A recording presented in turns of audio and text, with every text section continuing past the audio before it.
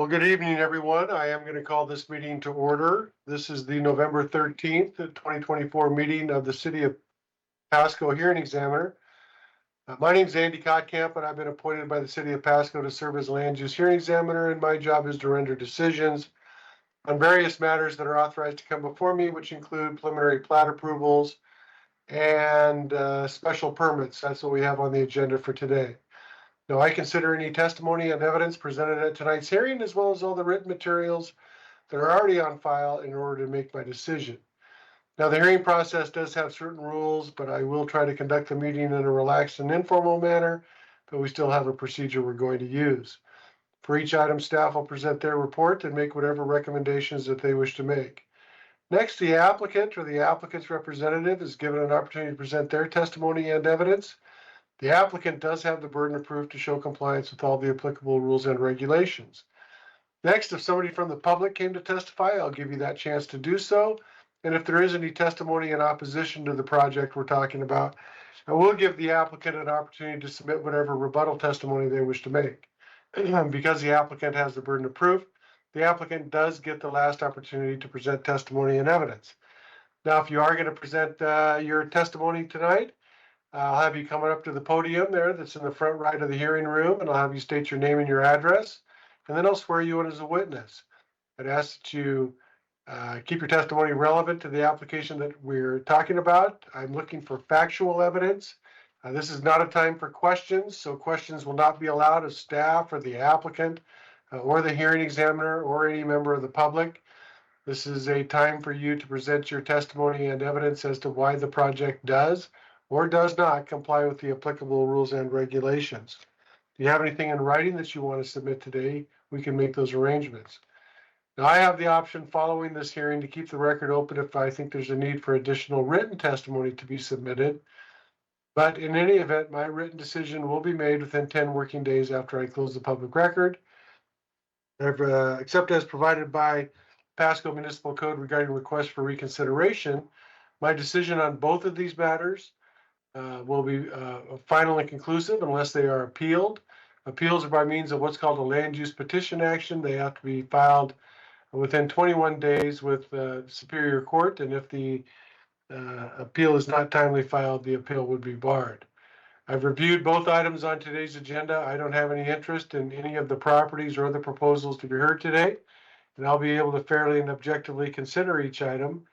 And outside of receiving and reviewing for each item, the staff report, the attachments to the staff report, which included all the application materials and the noticing documents, agency comments, public comments, other than receiving and reviewing essentially the entire planning staff file, I've not had any communication regarding either of the items that are on tonight's agenda. So with those representations, if there is anybody here today who objects to my participation as the hearing examiner for either item on tonight's agenda, if so, you need to come forward and state so at this time. Okay, seeing none, we'll turn to the first item on today's agenda. This is the request for the preliminary plat approval. It's given application number PP 2022-006.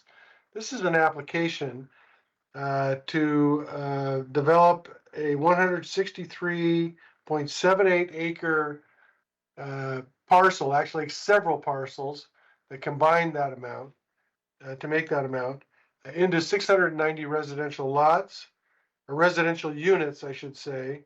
The property is zoned R1 and R3. I'm going to admit into the record, as I indicated, the staff report, the application materials, the agency comments, the noticing documents. I'll admit the entire planning staff file into the record at this time by this reference, and turn this matter over to Ms. Ballard for the staff presentation.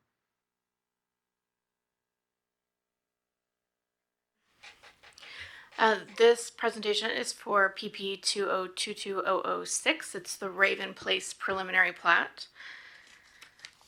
The property is located northeast of the intersection of Burns Road and Road 60 and northwest of the intersection of Burns Road and Road 52, concerning parcels 114-330-041, 042, 043, and 044 in the city of Pasco, Washington.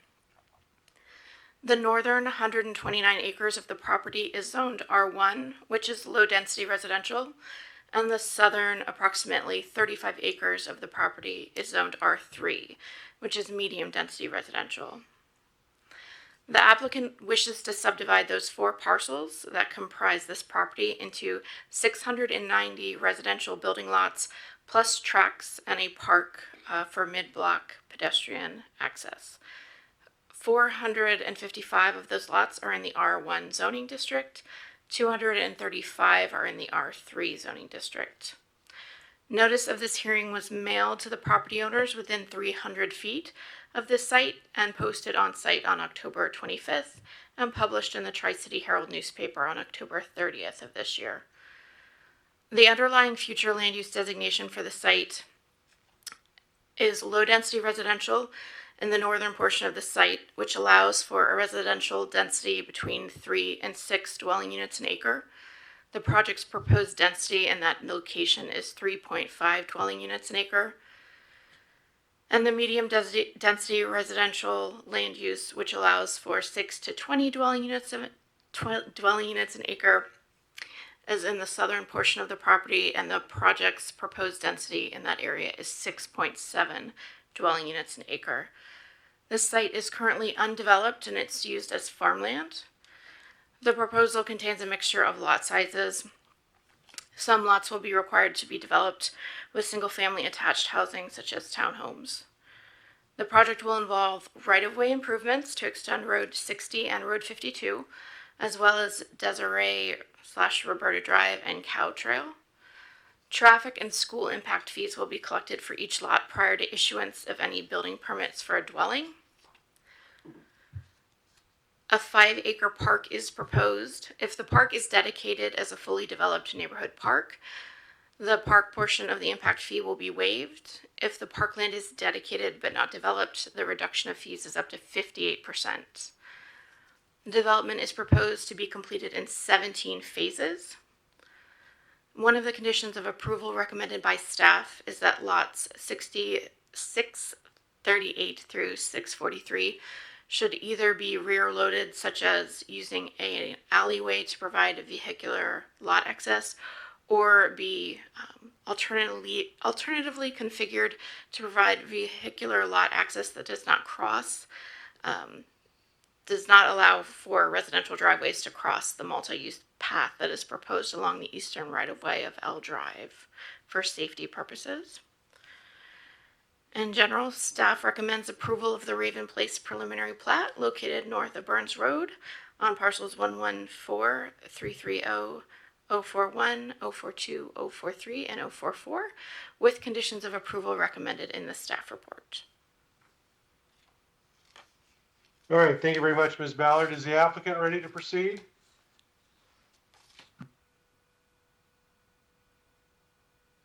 I will have you state your name and your address for me, please, and then I'll put you under oath. Yeah, good evening. My name is John Federoff. I'm with JF Engineering. And How do you spell your last name, sir?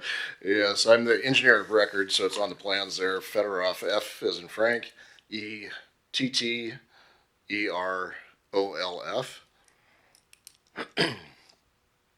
All right, sir, I'll have you raise your right hand for me. And do you swear or affirm under penalty of perjury the testimony you give today will be the truth? I do. All right. Mr. Federoff, are you here as an agent authorized to appear and speak on behalf of the applicant and property owner? I am. All right, thank you. Have you had a chance to review the staff report? Yes. Do you have any objection with any of the factual representations within the staff report? We do not. We do have an issue with one of the conditions that we'd like to discuss. All right, which one's that? Recommended condition item 21, which regards to the backing and the multi-use path and having the lots back across those for lots 638 through 643. The applicant has spent quite a bit of time on this, trying to get a layout that would work and meet all of the recommendations and requirements for this multi-use path going through the project. We've had it different configurations of staff recommended having us backup lots and have it back across on Road 52. That went away. We've been around and around. Anyway, short version here, we're opposed to having rear load lots. There's no market for those, not a big market thing for those. We're also discussing 5 lots in this area that would be subject to having backing across that trail. It was a very low volume situation, and individual homes backing out across the trail. People commonly are backing across sidewalks, and the threat or risk for pedestrians and conflict there, we find that to be very low, and not a significant issue, needing to require the applicant to redesign that into a different unique product just for those 5 lots, I guess, in that one stretch.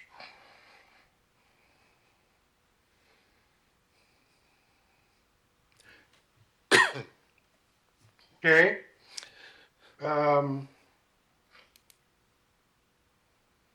You just don't think there's a safety issue, or it just doesn't warrant what the city is trying to accomplish? I don't feel that it warrants any special consideration there. That excuse me, we have 5 lots. These are individual homeowners coming and going, and pedestrians coming and going through there. There's no real difference to the risk in that location versus say a normal sidewalk in a subdivision where people would be walking just across the street. Folks are going to be walking from their homes to the park or around the neighborhood. I don't see this trail being that high of a use that we're going to have thousands of people going through there or dozens of cars coming out of individual driveways at these locations. So anyway, the applicant is requesting that condition be removed. Is there any objection to any of the other proposed conditions? No.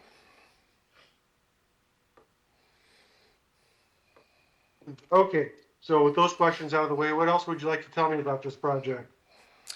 We've been working on this project, as noted by the project number here, since 2022. We're very glad to finally get the chance to bring this to hearing. Been 800 plus days here trying to make it to this day. Looking forward to getting moving out here and getting some more product on the housing market for Pasco.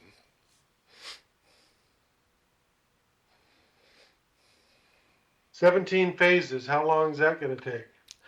Well, yeah, it's market is pretty hot right now, so it's going to take us probably we're guessing probably around 5 years, 7 years. We'll see how things go.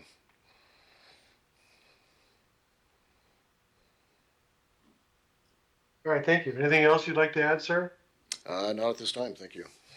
Happy to answer All any right, thank questions we you. can. Yeah. Nope, I'm all good. Thank you very much. Turn it over to the public. Did any member of the public come to testify on this matter tonight? Okay, I don't see any movement. Is there anything further from staff? No, thank you. All right, then what I'm going to do is I am going to close the public record portion of this hearing, and I will have my written decision made within the next 10 working days. Thank you very much for coming out, sir. The last item, or the next item, and the last item on this agenda, this is application number SP 2024-016. Let me pull it up on my computer.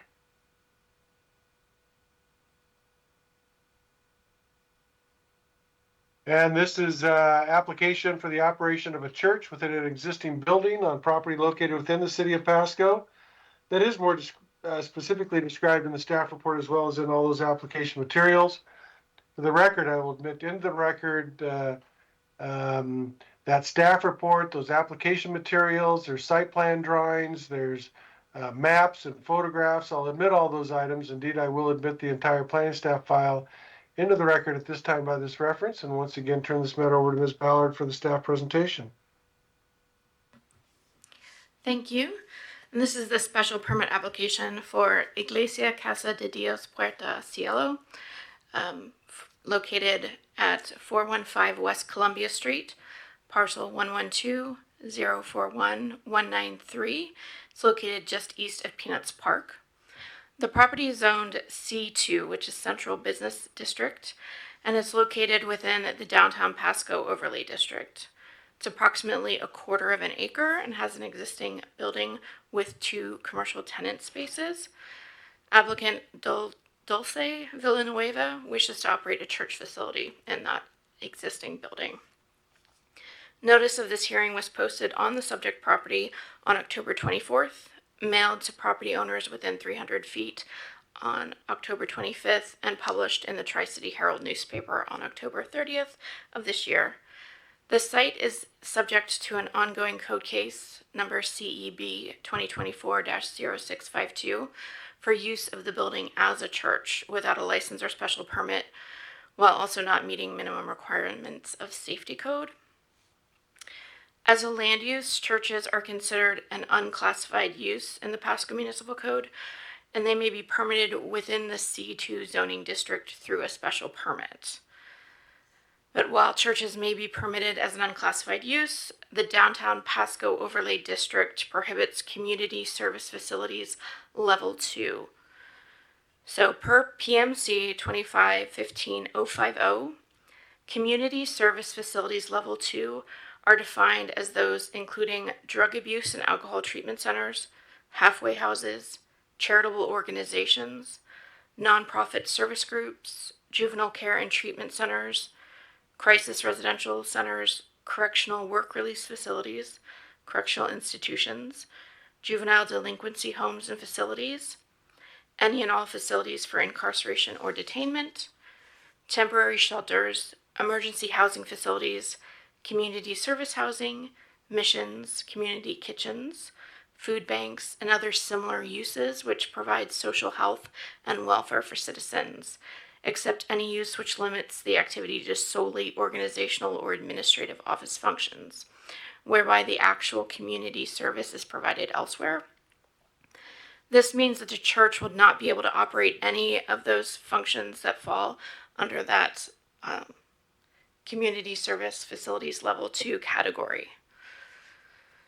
Staff did receive one public comment, a letter of opposition approving this permit. We received it yesterday, November 12th, so it was emailed to the hearing examiner, but it did not appear in the publicly distributed packet since it came out a week before we received the letter.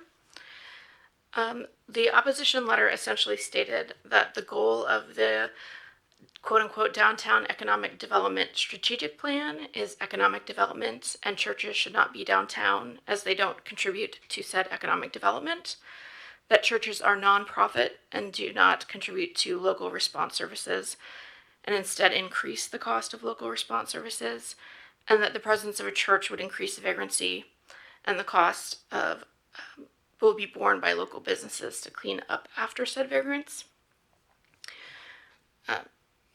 Staff hopes that, staff recommends approval of the special permit SP 2024016 for the use of 415 West Columbia Street, parcel 112-041-193 as a church with conditions stated in the November 13th staff report. Thank you very much. I don't see any discussion in the staff report, and maybe I missed it, about parking. What are the parking requirements, and can they meet them? There are no parking requirements in that area because on-street parking is available. No on-site parking is required.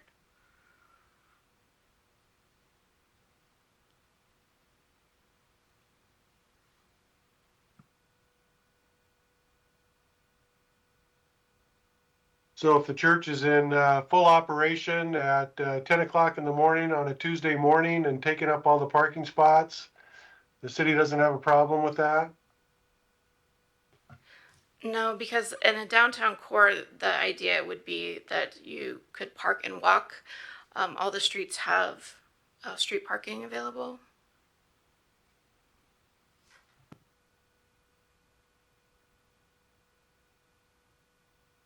All right. All right, anything else you'd like to add? Not at this time, thank you. All right, I do have to take a look at that parking issue. I'm just letting everybody know that. Is the applicant ready to proceed?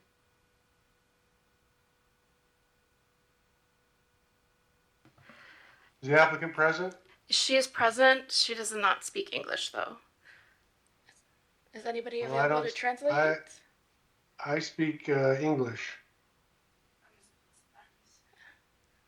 We don't have a translator available. I'm sorry.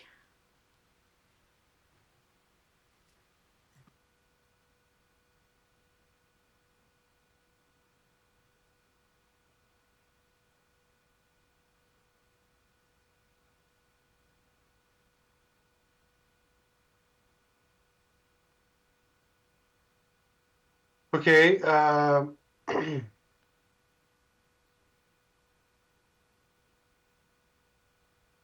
well, there's no way to communicate with her, so I don't know what I say would be helpful at all in any respect. So we'll just move on. Is there any member of the public that wanted to testify on this matter?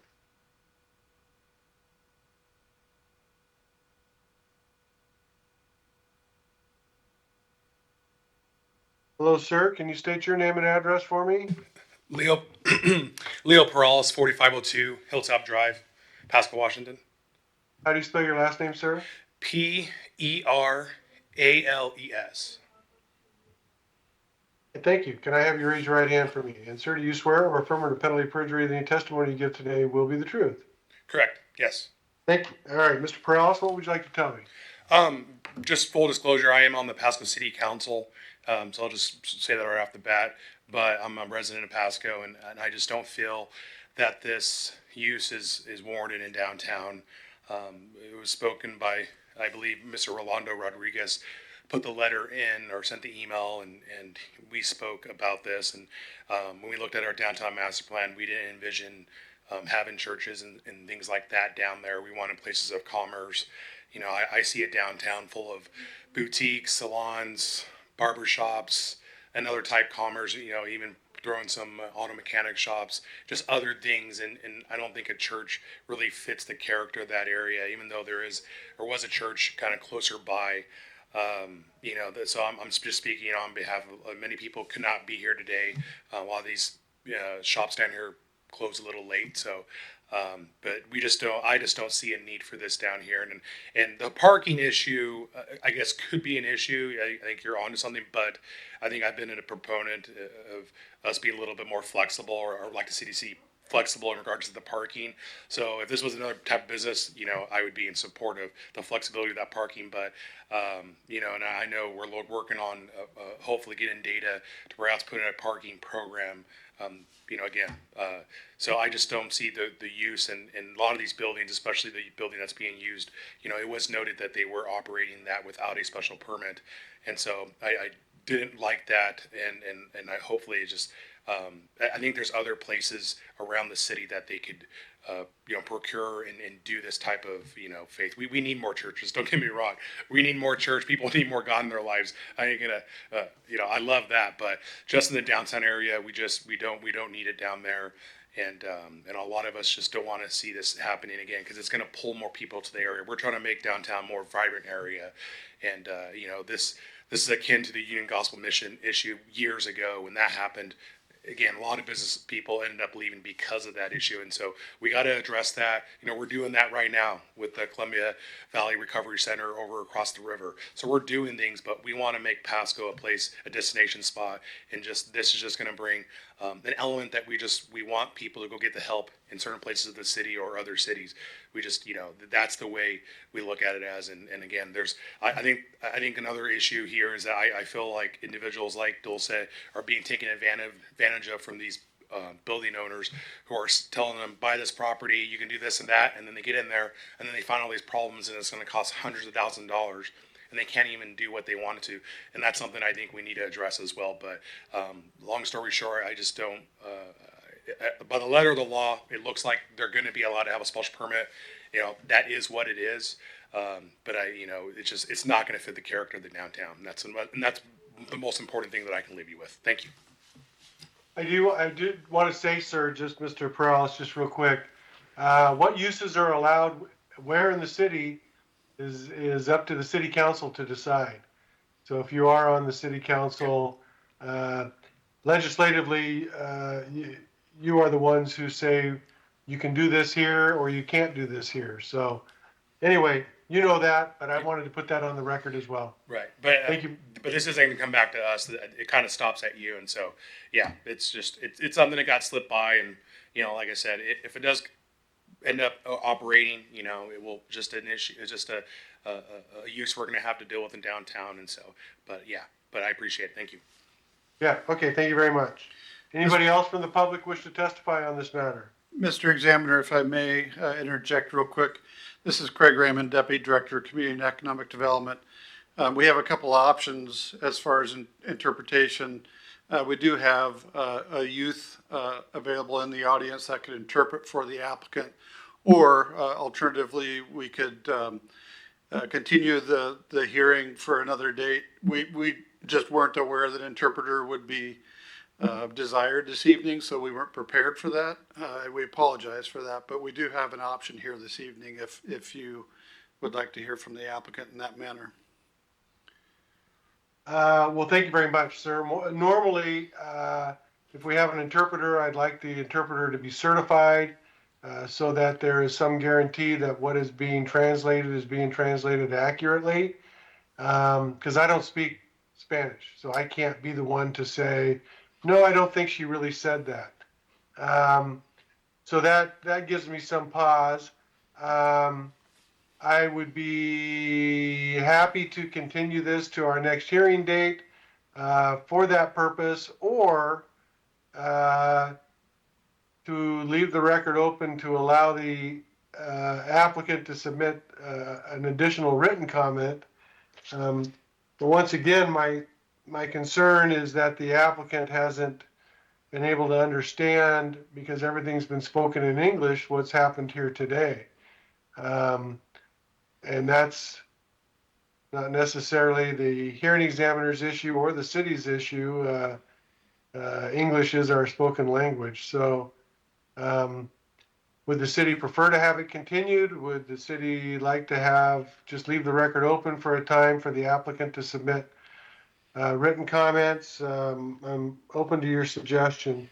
My recommendation would be to continue the hearing in order to perfect the record, because there was some testimony in opposition. They really haven't had the opportunity to rebut that. So my recommendation would be to continue it if you agree. Yeah, I think that's fine. The city will have to arrange for the interpreter. I'm looking at the next hearing date. Are we looking at December 11th? Am I right about that? Correct. That's what's on my calendar. So my normal practice is just to continue this on the record, which I'm going to do, to 6 p.m. December 11th. Because it's being continued on the record at a hearing that's been duly noticed, I don't believe that there's a need for additional notice to be published or posted for this hearing, because we have it continued on the record. But I'll leave that up to the city. But we will continue this matter till December 11th at 6 p.m. at the regularly scheduled hearing. Thank you, Mr. Examiner. You're welcome. Let me make a note of that.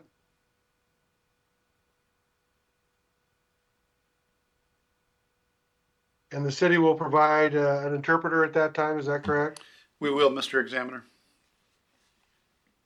provided one is available at that date, but we'll make every effort to make sure that happens. Yeah, if it isn't, then we may have to strike it and continue it again. But in any event, thank you very much. It's nice to meet you. Likewise, thank you. That was the last thing on the agenda. There's no other items on today's agenda. So what I'm going to do now is adjourn this November 13th, 2024 meeting of the City of Pasco Hearing Examiner. Thank you all very much for coming out to the hearing. This meeting is now adjourned.